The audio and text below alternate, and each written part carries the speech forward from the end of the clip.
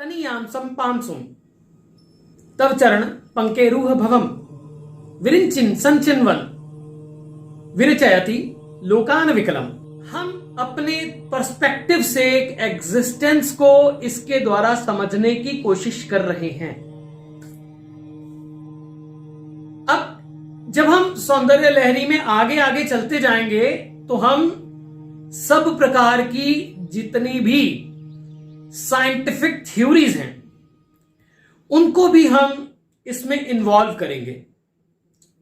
और उसके लिए सेल क्या होता है, एटम क्या होता है, मॉलिक्यूल क्या होता है, सब्सटेंस क्या होता है, योग क्या है, केमिकल रिएक्शंस क्या हैं, किस प्रकार से प्रोटॉन क्या है, इलेक्ट्रॉन क्या है, न्यूट्रॉन क्या है, और कैसे कभी तो ये शक्ति का काम करते हैं और कभी न्यूट्रलाइजर का काम करते हैं।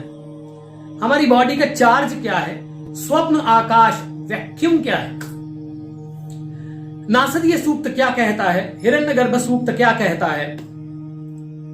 तो ये सब बातें इन श्लोकों के बीच में साथ साथ चलेंगी।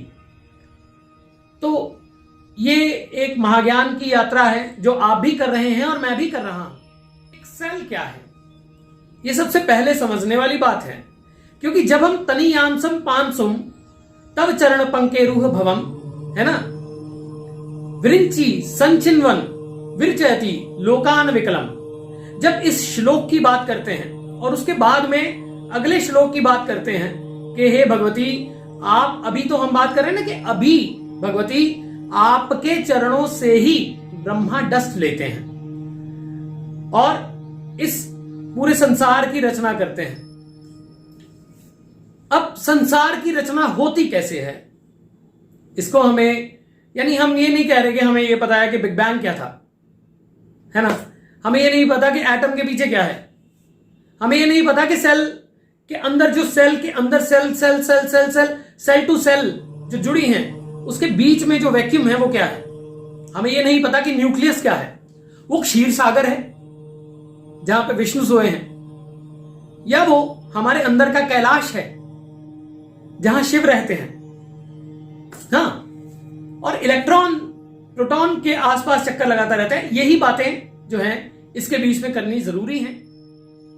जब एक स्पर्म काउंट ओवम को पंक्चर करता है और क्रिएशन होती है। शिवः शक्त्या युक्तो यदि शक्तः प्रभवितुम न चेतेवं न खलु कुशलः स्पंदितुमपि। शिवः शक्त्या युक्तो, शिव और शक्ति, ये एग्जिस्टेंस, ये डांस ऑफ एग्जिस्टेंस, वो क्या उसी वक्त हुआ जब एग्जिस्टेंस में आई, उससे पहले क्या था, वो क्या हर वक्त हमारे अंदर नहीं हो रहा है, क्या उसी प्रकार की ऊर्जाएं हमारे अंदर हर वक्त नहीं हो रही हैं, क्या एक सेल जब टूटता है और वो अपने आप को डिवाइड करता है और वही डीएनए बनता है और वही आरएनए, वो क्या क्रिएशन नहीं है। ब्रह्मा को संबोधित किया गया है यहां पे और कहा गया है कि हे भगवती आपके कमल चरणों से, योर लोटस फीट, ब्रह्मा जो है वो डस्ट लेते हैं और इन लोगों का निर्माण करते हैं। विरिंची बोलते हैं ब्रह्मा को। तो अब जब खड्गम चक्र गदेशु चाप परिघाम शूलम भुषुंडिम शिरः शंखम समदतीम करे स्त्रीनयनाम सर्वांग भूषावृताम नीलाश्म द्युतिमास पाद दशकाम सेवे महाकालिकाम यामस्तोत्सपिते हरो कमलजो हंतुम मधुम कैटभम। यानी हे भगवती आपको जो है कमल जन्मा ब्रह्मा भी जो है वो ध्यान करते हैं आपका, कमल जन्मा ब्रह्मा भी आपका ध्यान करते हैं। यानी ये कहा जा रहा है कि भगवती आपके चरणों से ब्रह्मा जो है वो डस्ट लेते हैं और वहां क्या कहा गया है, हरो कमलजो हंतुम मधुम कैटभम, है ना, हरिहर विरिंचादि विरपी ट्रिनिटी, वो आपके ध्यान में परस्पर लगे रहते हैं। हरो कमलजो हंतुम मधुम कैटभम, हे भगवती आपके ध्यान में कौन रहता है हर वक्त, कौन रहता है, कमल जन्मा ब्रह्मा। ये संसार एटम से बना है, मैटर से बना है, और मैटर का माइन्यूट जो ये पूरा, ये जो जैसे हमने पिछली वीडियो में बात हुई कि ये दीवार है, ठीक है, ये दीवार ढह जाएगी, चूर चूर हो जाएगी, और आखिरी कण जो है मिट्टी का, आखिरी कण जो है उसका भी एक पार्ट है माइन्यूट, वो क्या है, वो है एटम। और एटम से ही पूरी दुनिया बनी। अब एटम क्या है इसके बारे में हम अलग से एक साइंस काइंड ऑफ वीडियो जो है वो हम लोग आपस में डिस्कस करेंगे कि एटम क्या है। जो मित्र कुछ लोग, मेरा भी साइंस बैकग्राउंड नहीं है, मैं भी रिसर्च ही करता हूं आपकी तरह, परंतु जो मित्र बिल्कुल साइंस बैकग्राउंड से नहीं है उनको इस थ्योरी से रिलेट करना थोड़ा कठिन होगा। इसीलिए मैं टाइम टू टाइम सेल क्या है, उसका स्ट्रक्चर क्या है, न्यूक्लियस क्या है, प्रोटॉन क्या है, इलेक्ट्रॉन क्या है, एटम क्या है ना, अभी जिस चीज पे रिसर्च चल रही है हिग्स बोसॉन, वो भी क्या है, क्या उनके दिमाग में जो साइंटिस्ट थे जिन्होंने इसको लाया, क्या उनके दिमाग में होगा, मतलब मेडिकल फील्ड में कितना कुछ नया नया नया नया नया नया नया हर वक्त खोजा जा रहा है।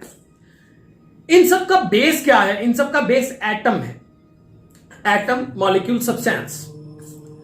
तो वो जो एटम के पीछे की क्रिएशन है, एटम के पीछे भी एक क्रिएशन है। क्यों? क्योंकि वो एटम बना कैसे होगा, एटम बेस है क्रिएशन का। अब एटम बेस है क्रिएशन का, और क्रिएशन हुई कब, कैसे हुई? एक एटम ब्लास्ट हुआ, एक एटम एनर्जी के साथ ब्लास्ट हुआ, प्रोटॉन और इलेक्ट्रॉन एक दूसरे से टकराए और बिग बैंग हो गया। यही थ्योरी है। परंतु उससे पहले क्या था? वैक्यूम। अब वैक्यूम क्या है? जब हम बात करते हैं स्वप्न आकाश की, तो ये वैक्यूम ही है। जब मैं कहता हूं, या ये जो थ्योरी है जो आपके साथ डिस्कस की जा रही है, इसमें जब कहते हैं कि सृजन और संहार जो है वो एक ही गोद में खेलते हैं, स्वप्न आकाश, जहां कुछ भी संभव नहीं और कुछ भी असंभव नहीं, जहां कुछ भी नहीं है वहां कुछ भी नहीं है, नॉन एग्जिस्टेंस। ऐसे ही हमारे जो हमारे सेल्स हैं, हमारे एटम मॉलिक्यूल सब्सटेंस जब बनता है, एटम से सेल बनता है, प्रोटॉन न्यूट्रॉन इलेक्ट्रॉन ये सब बनते हैं, उसके बाद में वो डिवाइड होते हैं। वो डिवाइड होते हुए भी बीच में एक स्पेस बचती है, वो भी वैक्यूम है। और यदि वो स्पेस नहीं हो तो सेल का निर्माण पूरी तरह से नहीं हो सकता, सेल टूट नहीं सकता, वो कार्य है उसका। अब ये कितनी बात सही है, कितनी गलत है, हो सकता है कि आने वाले समय में हम किसी और डिसीजन पे पहुंचे, परंतु ये क्या है? जब आदिशक्ति, वो ऊर्जा, वो ब्रह्म, वो आदिशिव, वो आदिशक्ति कुछ भी बोले, शिव शक्ति कुछ भी बोले। अब शिव और शक्ति तो हर एक चीज में है। कैसे?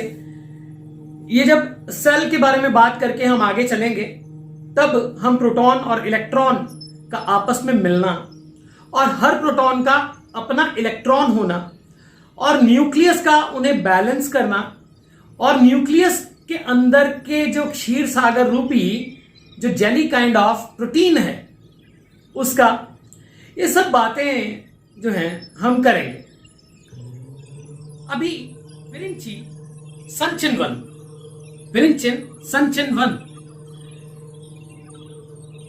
विरचयति लोकान विकलम, आपके चरणों से डस्ट लेके ब्रह्मा क्रिएशन करते हैं।